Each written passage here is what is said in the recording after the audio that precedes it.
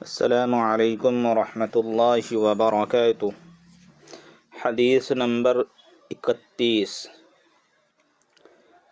ہم سے سلیمان بن حرب نے بیان کیا، کہا ہم سے شعبہ نے بیان کیا، انہوں نے اسے واصل احدف سے، انہوں نے معرور سے، کہا میں ابو ذر سے زبدہ میں ملا، وہ ایک جوڑا پہنے ہوئے تھے اور ان کا غلام بھی جوڑا پہنے ہوئے تھا۔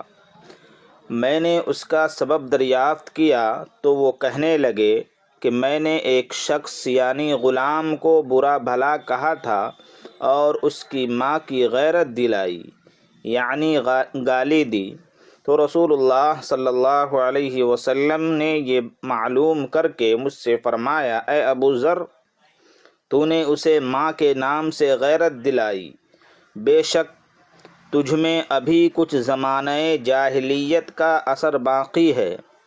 یاد رکھو ماتحت لوگ تمہارے بھائی ہیں، اللہ نے اپنی کسی مصلحت کی بنا پر انہیں تمہارے قبضے میں دے رکھا ہے، تو جس کے ماتحت اس کا کوئی بھائی ہو تو اس کو بھی وہی کھلائے جو آپ کھاتا ہے اور وہی کپڑا پہنائے جو خود پہنتا ہے، اور ان کو اتنے کام کی تکلیف نہ دو کہ ان کے لیے مشکل ہو جائے، اور اگر کوئی شخص سخت کام ڈالو تو تم خود بھی ان کی مدد کیا کرو۔ حدیث نمبر 32۔ حضرت عبداللہ بن مسعود رضی اللہ عنہ سے روایت ہے کہ جب سورۃ الانعام کی یہ آیت اتری، جو لوگ ایمان لائے اور انہوں نے اپنے ایمان میں گناہوں کی آمیزش نہیں کی، تو آپ صلی اللہ علیہ وسلم کے اصحاب نے کہا، یا رسول اللہ، یہ تو بہت ہی مشکل کام ہے، ہم میں کون ایسا ہے جس نے گناہ نہیں کیا؟ تب اللہ پاک نے سورہ لقمان کی یہ آیت اتاری، ان الشرک لظلم عظیم، کہ بے شک شرک بہت بڑا ظلم ہے۔ حدیث نمبر 33۔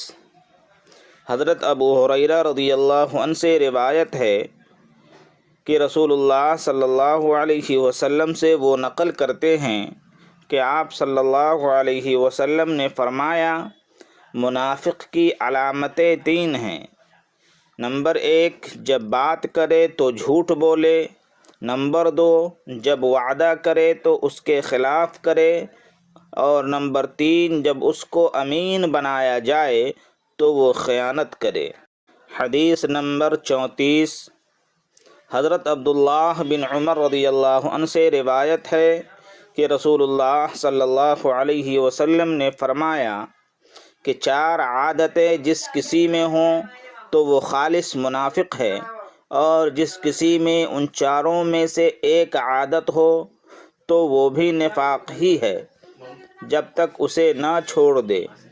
وہ یہ ہیں کہ جب اسے امین بنایا جائے تو امانت میں خیانت کرے اور بات کرتے وقت جھوٹ بولے، اور جب کسی سے عہد کرے تو اسے پورا نہ کرے، اور جب کسی سے لڑے تو گالیوں پر اتر آئے۔ اس حدیث کو شعبہ نے بھی سفیان کے ساتھ اعمش سے روایت کیا ہے۔ حدیث نمبر 35۔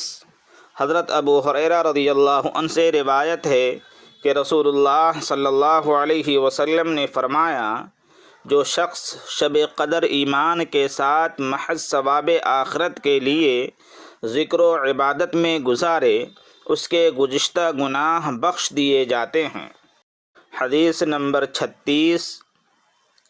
حضرت ابو ہریرہ رضی اللہ عنہ رسول کریم صلی اللہ علیہ وسلم سے نقل کرتے ہیں کہ آپ صلی اللہ علیہ وسلم نے فرمایا کہ جو شخص اللہ کی راہ میں جہاد کے لیے نکلا، اللہ اس کا ضامن ہو گیا، یعنی اللہ تعالیٰ فرماتا ہے کہ اس کو میری ذات پر یقین اور میرے پیغمبروں کی تصدیق نے اس سرفروشی کے لیے گھر سے نکالا ہے، میں اس بات کا ضامن ہوں کہ یا تو اس کو واپس کر دوں ثواب اور مال غنیمت کے ساتھ، یا شہید ہونے کے بعد جنت میں داخل کر دوں۔ رسول اللہ صلی اللہ علیہ وسلم نے فرمایا، اور اگر میں اپنی امت پر اس کام کو دشوار نہ سمجھتا تو لشکر کا ساتھ نہ چھوڑتا، اور میری خواہش ہے کہ اللہ کی راہ میں مارا جاؤں، پھر زندہ کیا جاؤں، پھر مارا جاؤں، پھر زندہ کیا جاؤں، پھر مارا جاؤں۔ حدیث نمبر 37۔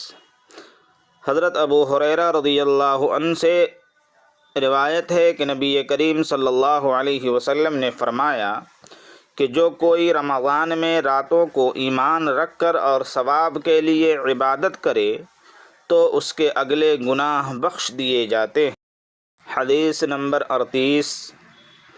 حضرت ابو ہریرہ رضی اللہ عنہ نقل کرتے ہیں کہ نبی کریم صلی اللہ علیہ وسلم نے فرمایا کہ جس نے رمضان کے روزے ایمان اور خالص نیت کے ساتھ رکھے اس کے پچھلے تمام گناہ بخش دیے گئے۔ حدیث نمبر 39۔ حضرت ابو ہریرہ سے روایت ہے کہ نبی کریم صلی اللہ علیہ وسلم نے فرمایا، بے شک دین آسان ہے، اور جو شخص دین میں سختی اختیار کرے گا تو دین اس پر غالب آ جائے گا اور اس کی سختی نہ چل سکے گی۔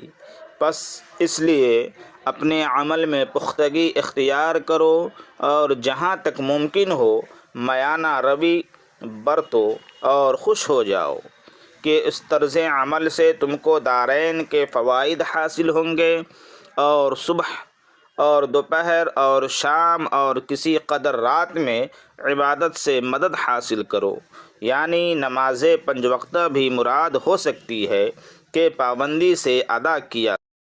حدیث نمبر 40۔ حضرت براء ابن عازب رضی اللہ عنہ سے روایت ہے کہ رسول اللہ صلی اللہ علیہ وسلم جب مدینہ منورہ تشریف لائے تو پہلے اپنی نانہال میں اترے جو انصار تھے، اور وہاں آپ صلی اللہ علیہ وسلم نے 16 یا 17 ماہ بیت المقدس کی طرف منہ کر کے نماز پڑھی، اور آپ صلی اللہ علیہ وسلم کی خواہش تھی کہ آپ کا قبلہ بیت اللہ کی طرف ہو۔ جب بیت اللہ کی طرف نماز پڑھنے کا حکم ہو گیا تو سب سے پہلی نماز جو آپ صلی اللہ علیہ وسلم نے بیت اللہ کی طرف پڑھی وہ عصر کی نماز تھی۔ وہاں آپ صلی اللہ علیہ وسلم کے ساتھ لوگوں نے بھی نماز پڑھی۔ پھر آپ کے ساتھ نماز پڑھنے والوں میں سے ایک آدمی نکلا اور اس کا مسجد یعنی بنی حارثہ کی طرف گزر ہوا تو وہ لوگ رکوع میں تھے۔ وہ بولا کہ میں اللہ کی گواہی دیتا ہوں کہ میں نے رسول اللہ صلی اللہ علیہ وسلم کے ساتھ مکہ کی طرف منہ کر کے نماز پڑھی ہے۔ یہ سن کر وہ لوگ اسی حالت میں بیت اللہ کی طرف گھوم گئے، اور جب رسول اللہ صلی اللہ علیہ وسلم بیت المقدس کی طرف منہ کر کے نماز پڑھا کرتے تھے یہود اور عیسائی خوش ہوتے تھے، مگر جب آپ صلی اللہ علیہ وسلم نے بیت اللہ کی طرف منہ پھیر لیا تو انہیں یہ امر ناگوار ہوا۔ زہیر جو کہ ایک راوی ہیں کہتے ہیں کہ ہم سے ابو اسحاق نے برا سے یہ حدیث بھی نقل کی ہے کہ قبلہ کی تبدیلی سے پہلے کچھ مسلمان انتقال کر چکے تھے تو ہمیں یہ معلوم نہ ہو سکا کہ ان کی نمازوں کے بارے میں کیا کہیں، تب اللہ نے یہ آیت نازل کی، وَمَا كَانَ اللَّهُ لِيُضِيعَ